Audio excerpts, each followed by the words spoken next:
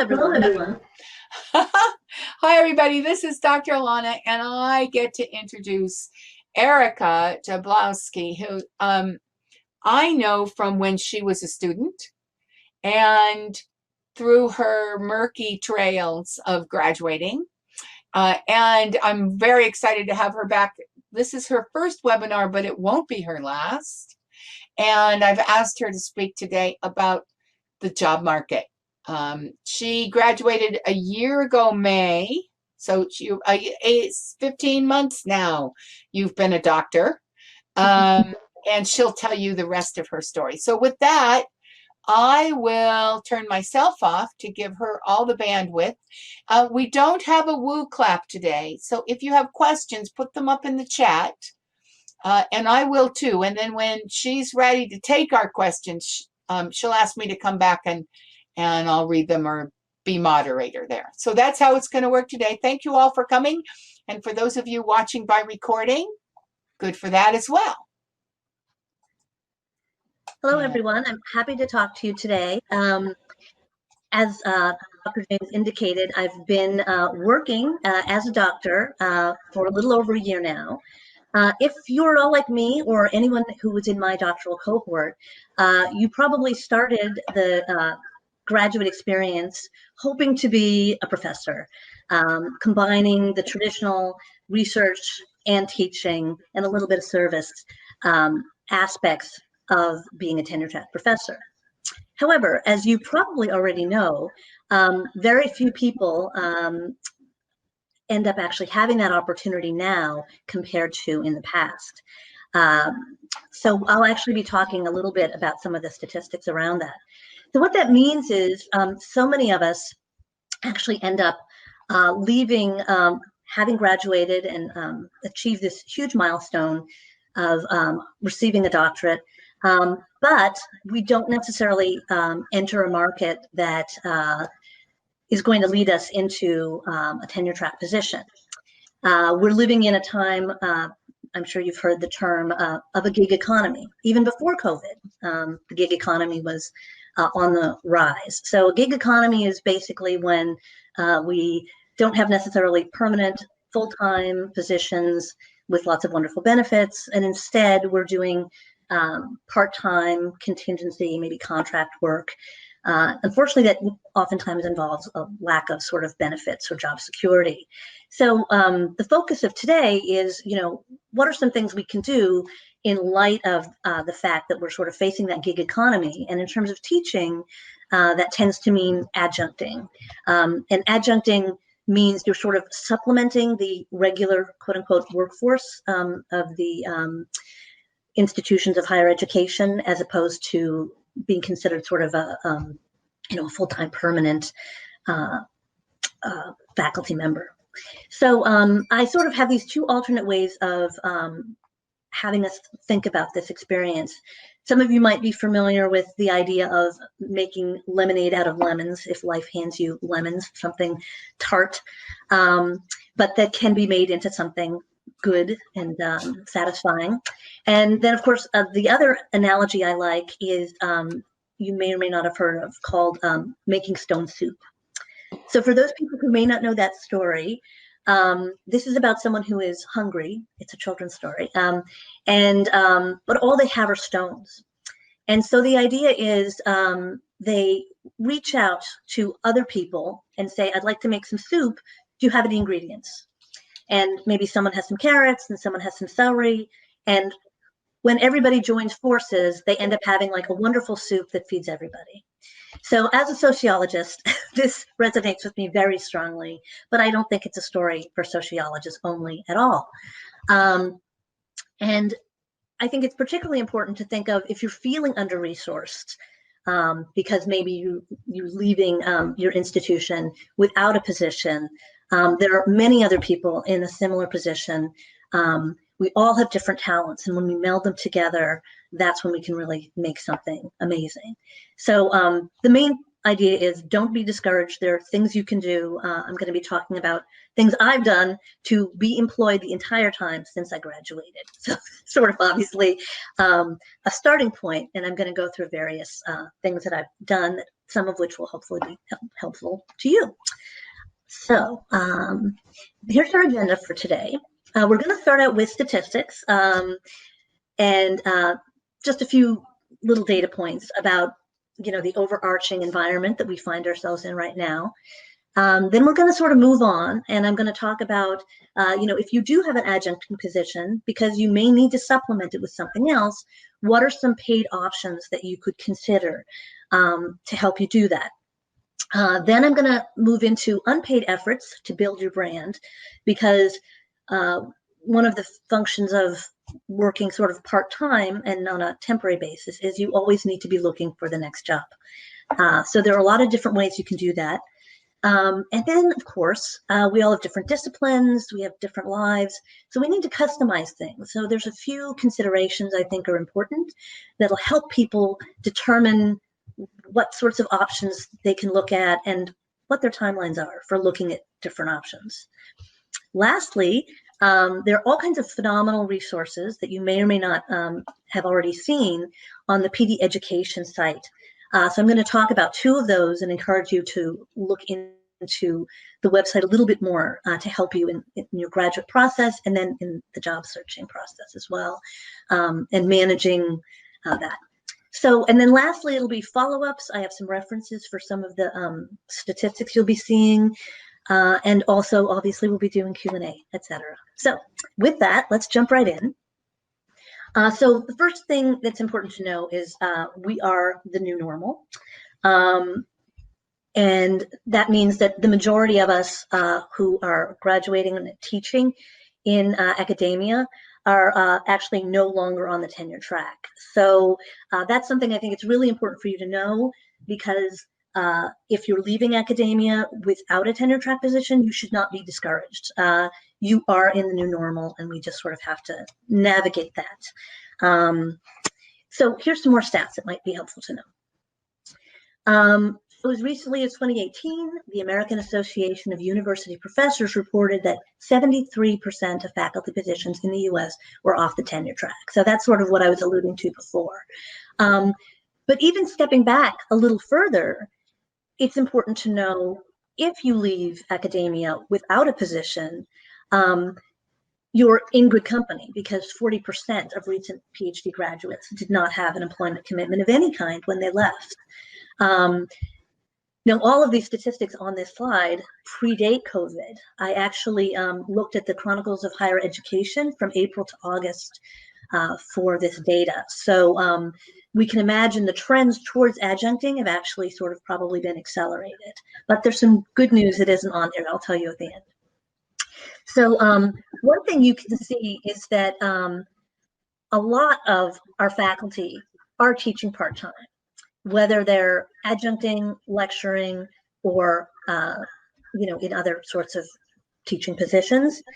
However, you may not be surprised to see that a greater proportion, 60%, who are non-tenured are working part-time. So that would probably be people like me who are adjuncting and then doing other things as well. Now, lastly, employing part-time and casual academics is not just a U.S. phenomena. It's been happening in the United States since it's been about 40 years that this has been occurring with this increase. And it started with an increased demand for education in the 1960s. And then universities sort of saw the cost effectiveness of hiring people part-time, et cetera, and wanted to reduce costs, and hence started employing more part-time people. And this is why we're now up to 73% of faculty being part-time. So some of the good things to know, though, are that there have been a lot of developments more recently in support of adjuncts. So for instance, there are attempts to unionize adjuncts in some places. There are calls for tenured faculty to be supportive of adjuncts. And I'm seeing at some of the institutions I work at, professional development for adjuncts. So hopefully this means the teaching of adjuncts has improved.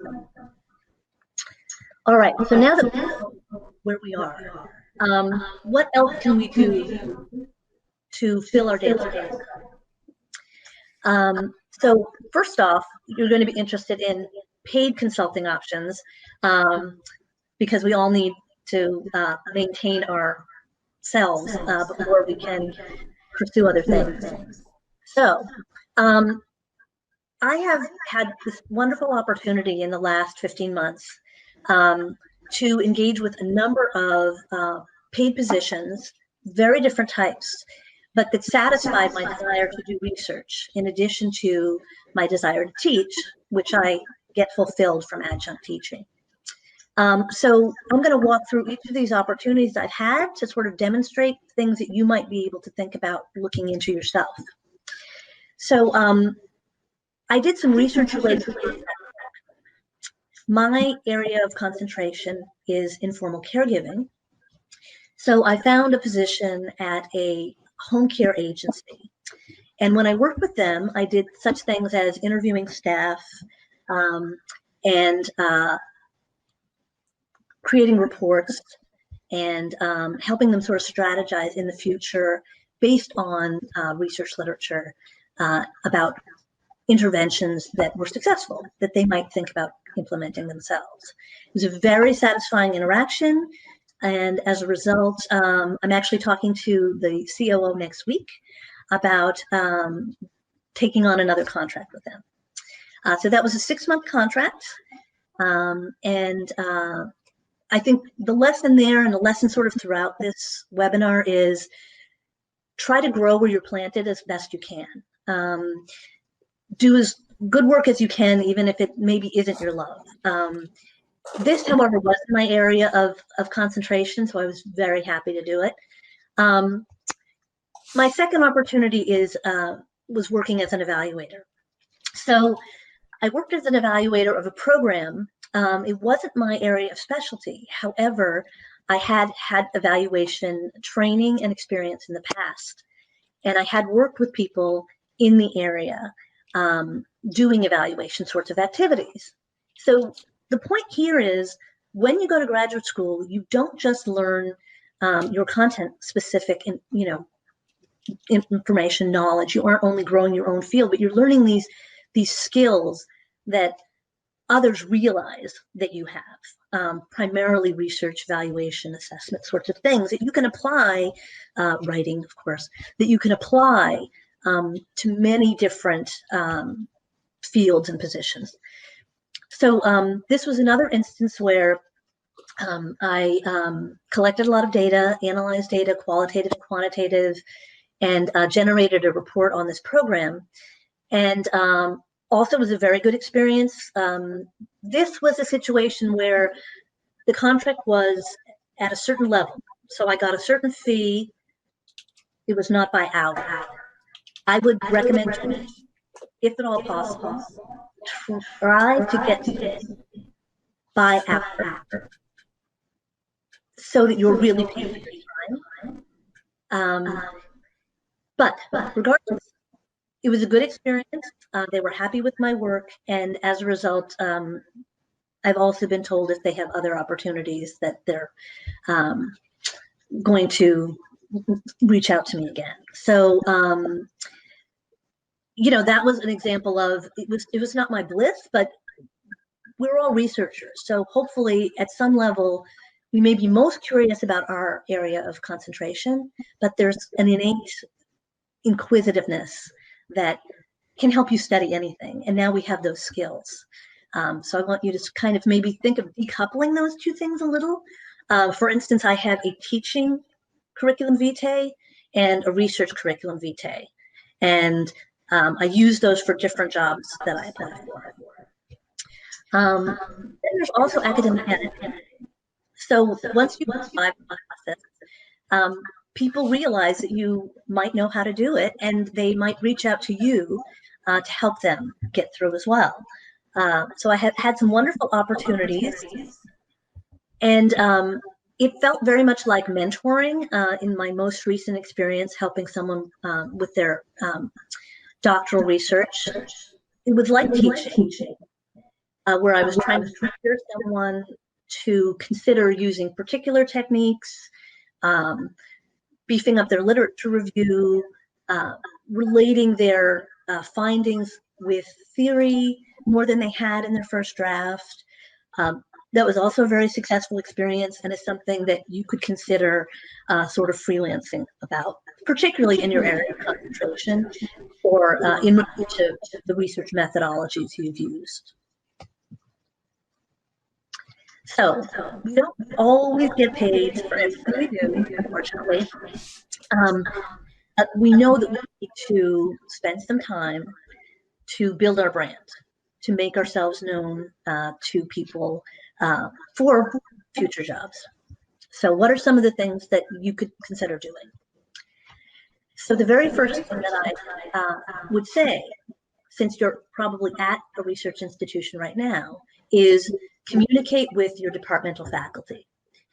So yes, your committee members should be great sources for leads, particularly in your area of concentration. But you've also worked with other professors who hopefully you've had good interactions with. Maybe you've been a teaching assistant for someone, a research assistant for someone. Those are also people that, probably you have goodwill with and that might have some ideas about positions opening or even ways to job search. So they're wonderful people. Anyone you've had a good interaction with who you think might have some knowledge about how to get a teaching position or a research position, open your mind to that. Then also your institution probably has some research related centers. So in my department, I'm a medical sociologist.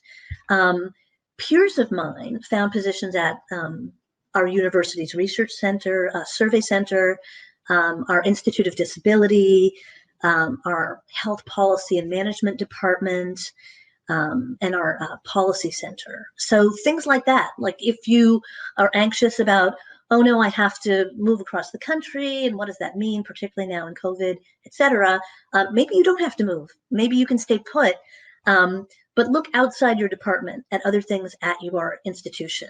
Now, lastly, you may or may not have thought about this, but your institution has a career office, and they have a vested interest in you're doing well, because then you can be an alum who, helps bolster the institution and improves their reputation, et cetera. So I actually reached out to my career office and found them incredibly helpful in terms of sort of how to sort of start navigating employment with a PhD, which obviously was new to me. Now, that's sort of one grouping in your institution before you leave. But there's so much more out there. So the second idea about building your brand are general sources for customized searches. So we're all from different fields probably, but there's certain things we could all do regardless. So what are those things? First thing I'm going to recommend, and that my career office recommended, is joining LinkedIn, uploading your curriculum vitae, and putting on job search filters. Now, what's terrific about LinkedIn is that you can specify things like, are you looking part-time? Are you looking for contract work? Are you looking full-time?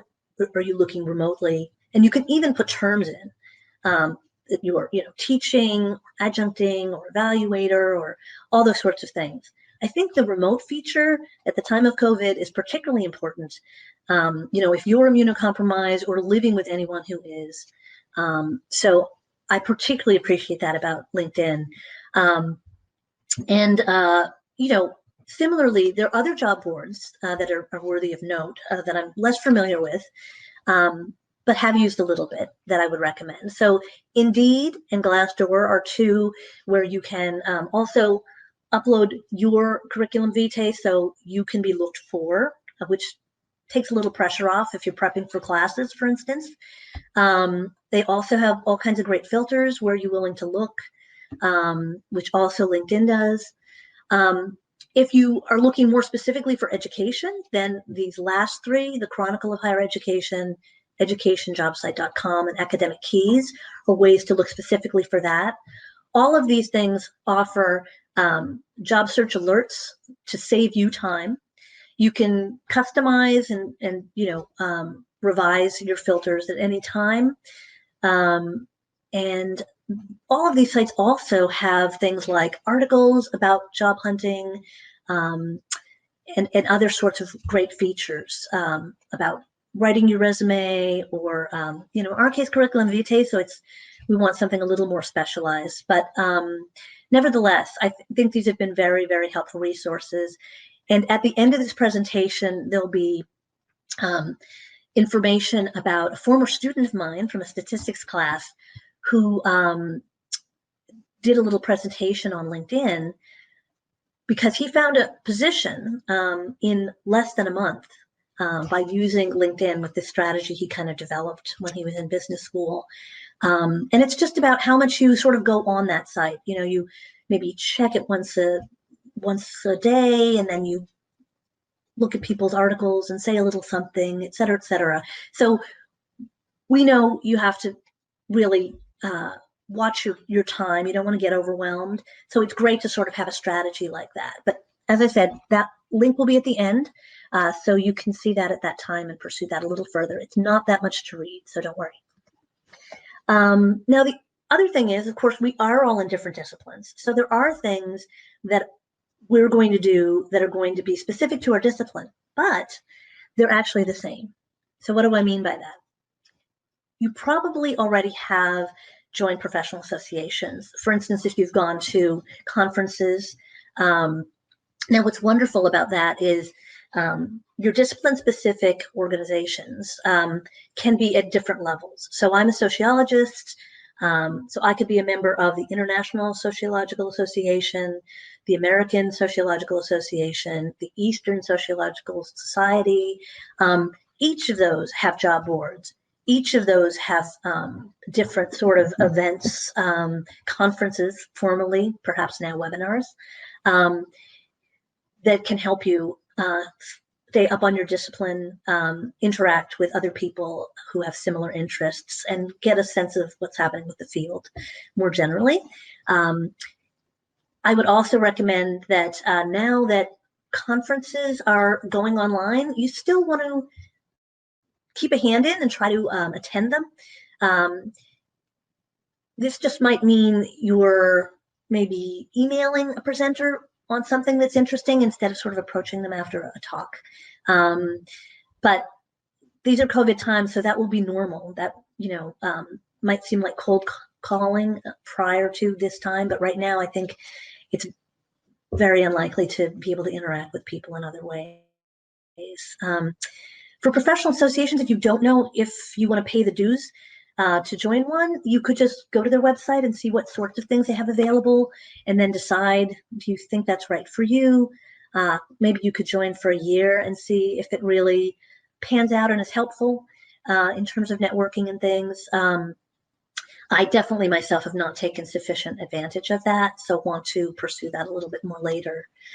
The other thing I want to recommend to you is we aren't just in disciplines. We're all concentrated in specific research for our dissertations. So there are other organizations you want to be open to. So I joined, for instance, as a person who studies caregiving, this organization called the Care Work Network. So this is a small and fairly new organization. And as a result, I did a presentation one year at one of their conferences and then joined their steering committee. I've been on their steering committee since 2017. It's been a terrific opportunity because it's small to work with people who are internationally renowned in my field. So I know what's going on in the field, and I'm actually interacting with people that I otherwise would not have had the nerve probably to reach out to.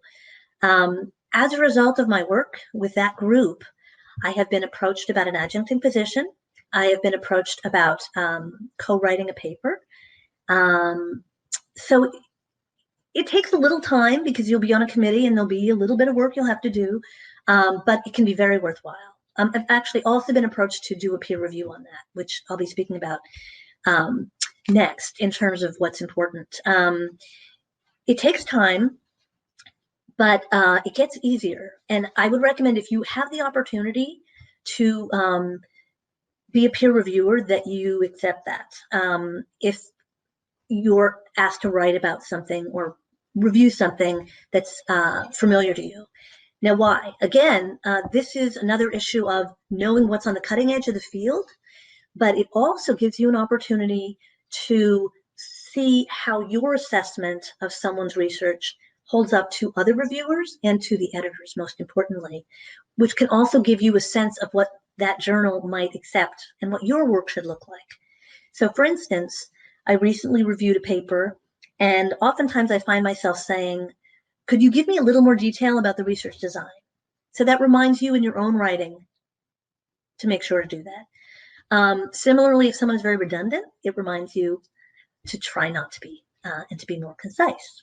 So that's a terrific opportunity if you're given that. And oftentimes you'll be approached about that because someone will have read your work and realize you're in a similar concentration. So that it's a huge honor. So I highly recommend that. Now, lastly, faculty aren't the only people in your network. Yes, they're more powerful than us and more knowledgeable than us about how things work. But we've probably worked with other students in a collaborative way and had good experiences. And those people are also going out into the job market. So if you've worked maybe as a research assistant with someone else and had a great interaction, that might be someone you want to keep in touch with and see if they find opportunities. Maybe they need a little more help, and that could lead to something. So in my personal experience here, I worked with someone in the past between my master's and my doctoral work. She was a little ahead of me in the doctoral process, and we worked really well together. So when she became a professor, assistant professor, and had a little more work than time, she tapped me to help her with some data collection and analysis. So I did, and as a result, she said, would you mind, or would you be interested in writing up some of that analysis and being a co-author on a paper that I'm submitting and or an abstract I'm submitting for a conference? So that's an example of continuing to work with your fellow students can also be very fruitful. And think of that yourself if you get a position and need a little help and had a really good collaboration with someone in your area too. We want to pay it forward and backwards. So we're all individuals. We're not just in different disciplines. We're not just concentrating in different things. But before we went to grad school, we had a network, and now we just have more of one. So what else can we think about? So if you have an adjunctive position, as I'm fortunate to have, there are opportunities for you at that institution. If nothing else, you should have access to the invaluable research databases online at your library. So access to that will help you continue to do your research, which is so much harder if you don't have access to an academic library. So I would strongly suggest you, if you wish to keep writing, to use that resource while you have the chance. The other thing is the schools I've worked at have also had opportunities for professional development. I have taken advantage of as many of those as I possibly can.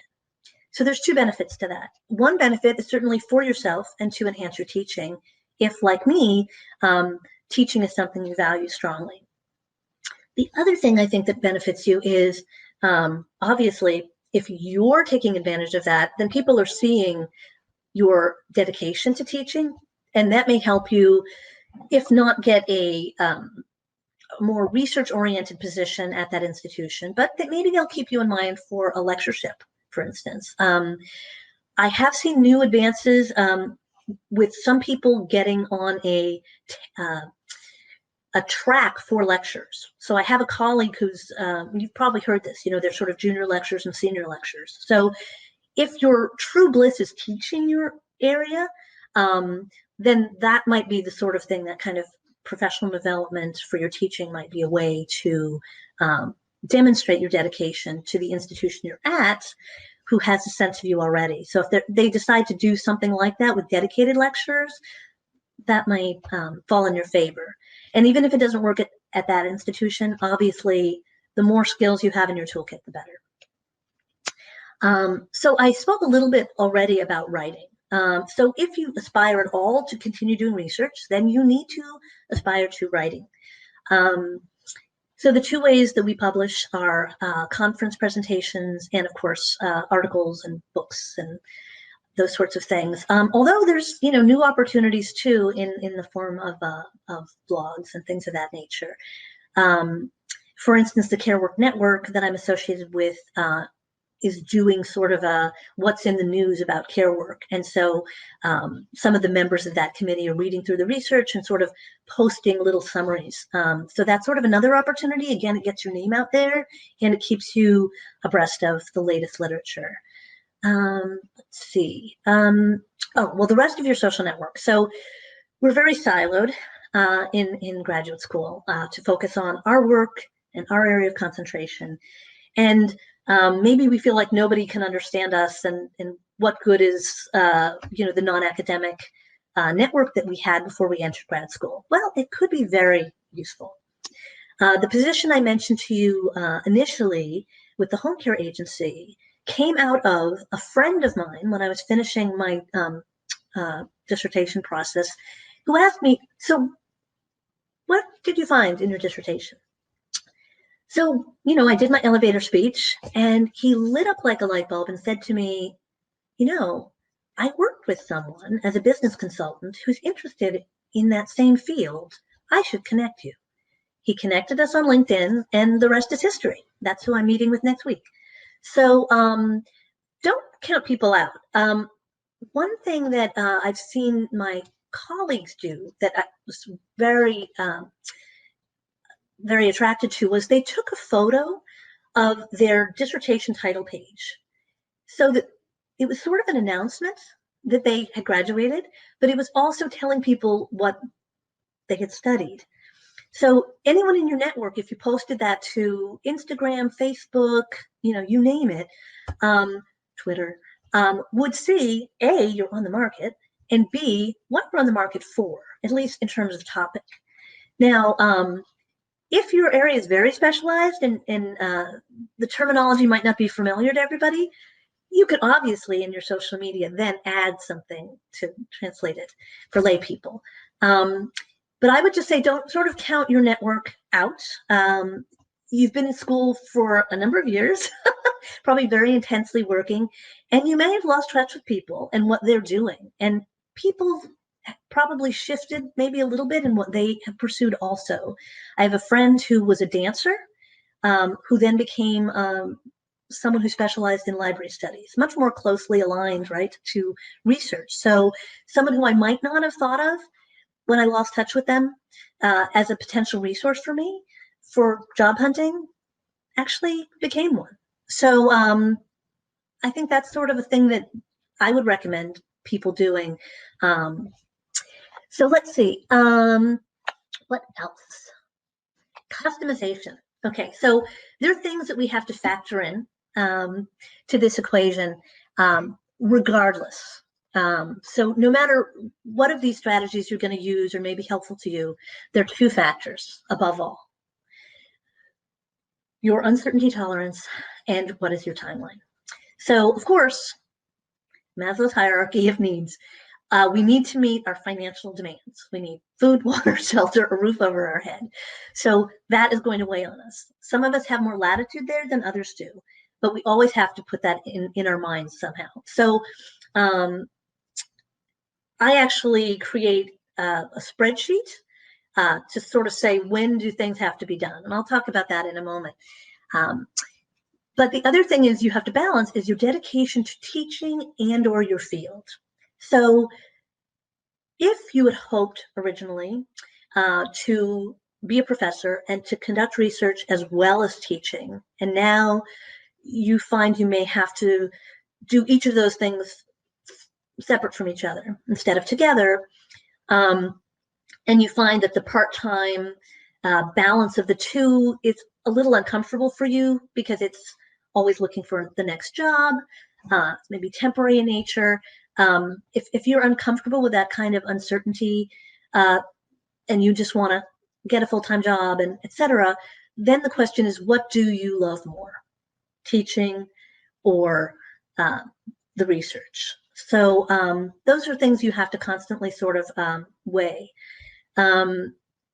Teaching, you could pursue like lectureship positions, for instance, instead of adjuncting. And as I said before, those are full-time. I have friends who are doing them where there's actual advancement opportunities, and it's a pretty secure position. Or there's your field, so you might want to consider advocacy, policy, research, or evaluation sort of institutes. So that's sort of the other end of the coin. But you have to decide for yourself, how long am I willing to be in this more tenuous position? If you're entrepreneurial, you might kind of be open to, well, I could try this and I could try that. And that obviously depends on your financial situation. So I'm fortunate. I have a full-time working husband who has a health plan, who has medical benefits that I'm on. So I've had the luxury of being able to do these different kinds of opportunities. But I realize everybody doesn't have that luxury. And so I want to say to you, I'm sensitive to that, and what you're going to consider is going to be different. And I strongly recommend sort of a spreadsheet to put your timelines in to help you sort of determine like at what point you want to sort of go full time if you are uncomfortable with the flux of the gig economy. So this is where PD education comes in and is really helpful. So I've used their backward design model, which is recommended for, how you approach your master's thesis or your dissertation anyway, but you can apply that to life in all ways. And so the basic idea is, you determine what is your goal and when you're going to achieve it. And then you take that meal and you slice it into bite-sized morsels. Okay, so if I'm going to finish eating dinner at 7, I'm going to start eating at 5. Where am I going to be at 6:30? Dessert.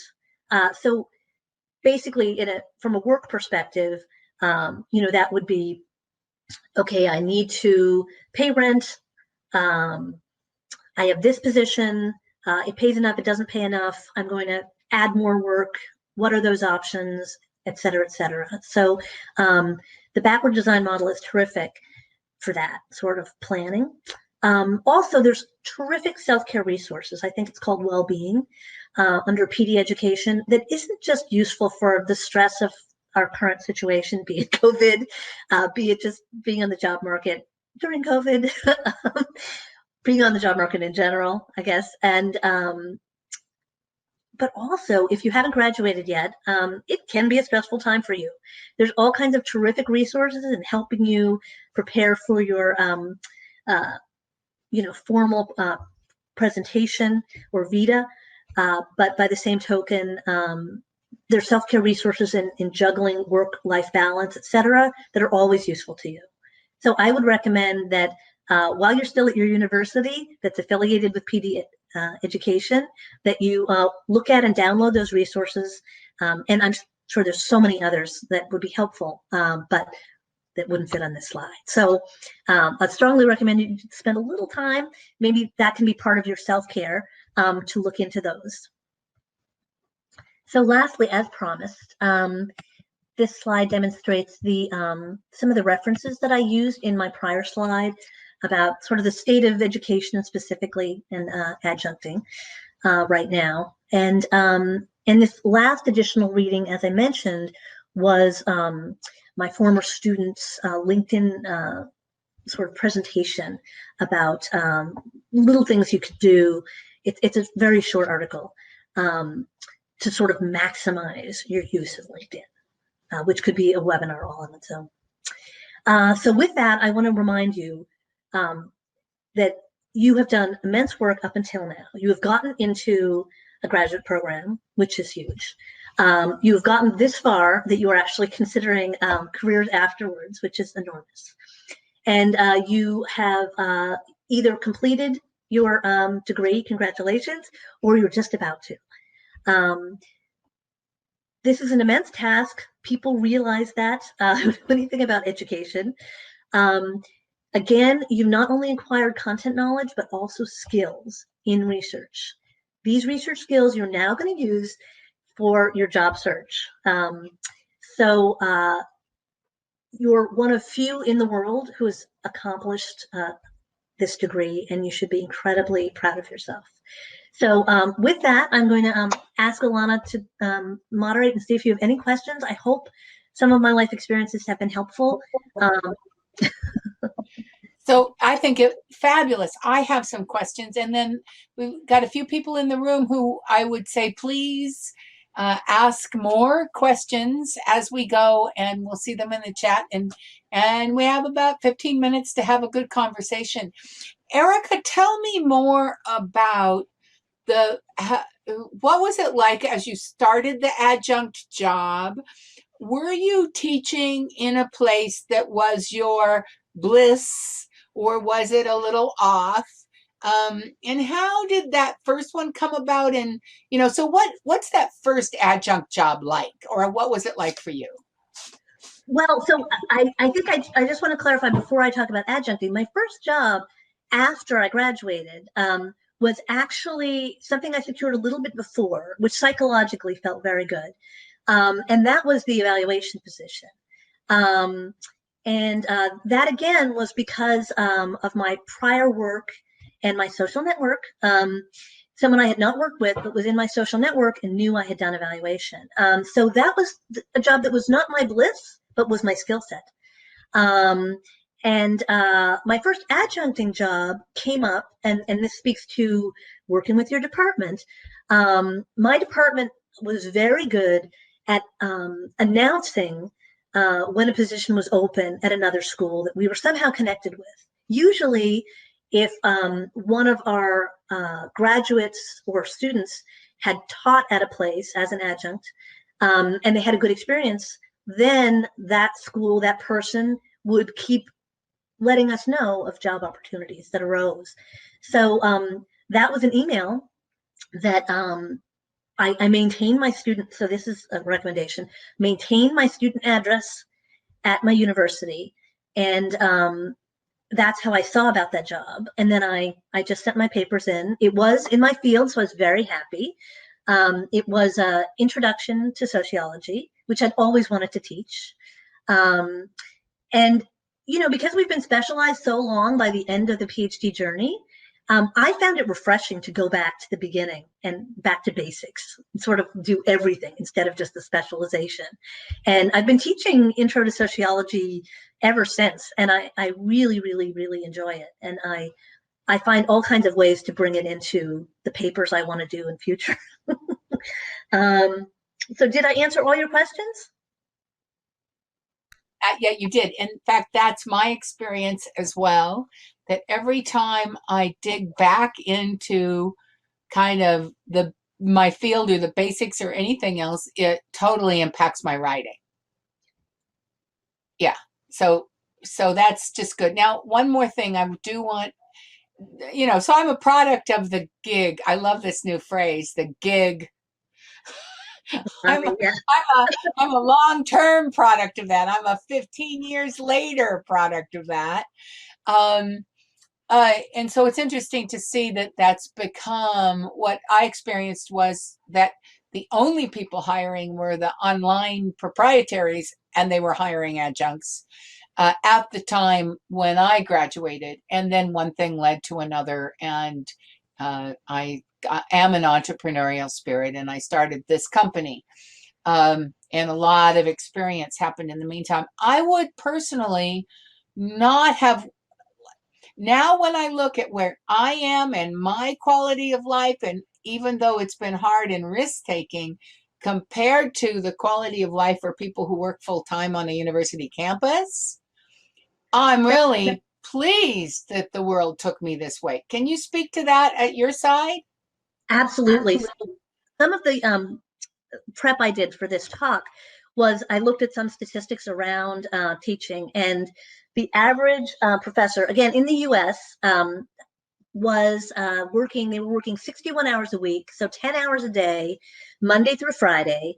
And then on weekends, they worked 5 hours basically each day.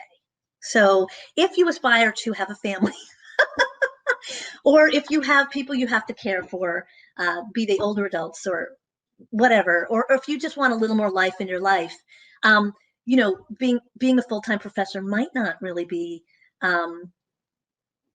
what you might have thought, or might not be the right thing for you. So I think that's absolutely, a great point. And another thing I read just before we started today was about there's actually a minority of faculty that are getting research done because so much of the faculty is focused on teaching, and there's not always so much support for other things.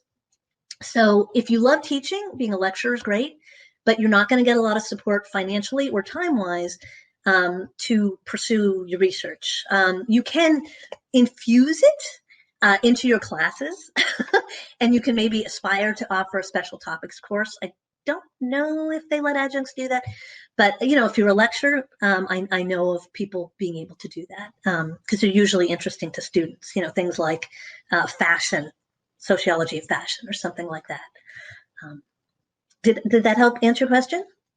It did. And so you mentioned lectures, and I just want to point out that in non-US parts of the world, that very few people who are academics actually get to professors. Professor is something that is like the top of the heap, and less than 10% ever get there. So people aren't even really aspiring to it. The job of the job is the lecturer position. Right. Yeah. And then there's some things in between, but that's the job of the job in academic worlds. And going back over here. Yeah. The trajectory, a lot of people may or may not know, it's about 6 to 8 years after you get to be an assistant professor that you have to sort of, compete for tenure to become an associate professor. And then once you reach that level, then you're sort of still having to do a lot of work to get to the level of full professor, which is by no way guaranteed. So there is instability and uncertainty sort of inherent, even if you get on the tenure track. Well, and then if I look at the people who are, I've had this conversation, was interesting to me because the people who run the offices at the university, so I work with the graduate office, the people who are the staff and the full-time whatever, and they have associate, dean, associate dean, they have titles like that. They have not taught, and there's a hierarchy within some universities where they're not, I don't know, as cool as something as the people who are professors who are teaching. So there are full-time jobs to be had on a campus that don't have anything to do with either teaching or research. and a lot of campuses do hire those jobs out of their graduates. That's a great point. I actually had someone in my program who aspired to be an administrator in academia. That is what they wanted, even though I wasn't in an education program per se. But that's sort of what they wanted expressly to come out of it, because they just love the environment. So I look at all the deans and graduate people that I know, and I'd say maybe a third at least are engineers. Wow. And they're dean of the graduate program. Now, I don't know. I always kind of wondered how that engineering track, but many are STEM scientists, and they'll have conversations with me about, they came and they had their perspective of research, and then they got to this graduate deanship and they saw that all the perspectives of research across all of academia have some very different stories. So yeah. So are there any questions from our people in the room? Raise your hand, please, in the chat box if there are. If you want to write something, go right ahead. And if not, we'll give it a minute and we'll say, brilliant job. This is one to definitely have on the books for people who, going forward, who will be wondering, what's it going to be like for me? Do you think, this last question then is do you think this gig economy, will it be one of those things where 10 years from now we look back and we go, oh yeah, of course, and this turned out to be better? Well, we're making a lot of adjustments now because of COVID, and even in my own field, but I think more generally, some of the resistance to do some of the things online has evaporated because of necessity. Yes. And I think, Like, oh, I guess I have to. right? And I think the gig economy is very similar. But, you know, I am a little encouraged by, I don't know if people heard that, you know, when I think of the gig economy, one of the first things that comes to mind is Uber and Lyft. And California has now said, no, they're employees. They're not contract workers. So there is this movement, you know, if we look at social movements as having that sort of a critical mass inflection point, when you have enough of a groundswell, you have the numbers to sort of advocate, then hopefully we're in a period where we'll be able to advocate a little bit better for ourselves, because we are more the majority than we had been in the past. And it's encouraging to see that some school administrations are realizing this is who's teaching. I read a fascinating thing that I can send to people later about a study at UCLA where they compared faculty who were tenured and adjunct faculty performance. And Okay. adjunct faculty were construed by students to be better teachers. Sure. So A little bit closer to the ground, a little less like kind of knowing what's going on kind of feeling, I would think. yeah, exactly. Personal experience. I'm always told to talk about my in classes. Yeah, I think that's excellent. Okay, so I'm going to say thank you very, very much. We will cut this off. We will say thank you to all the people in the room and those who are coming to watch by recording over time. And we're delighted to add this to our job preparation side of PD.education. So thank you, Erica. Good to see you again. See you, my pleasure. Good luck to everyone. All the best.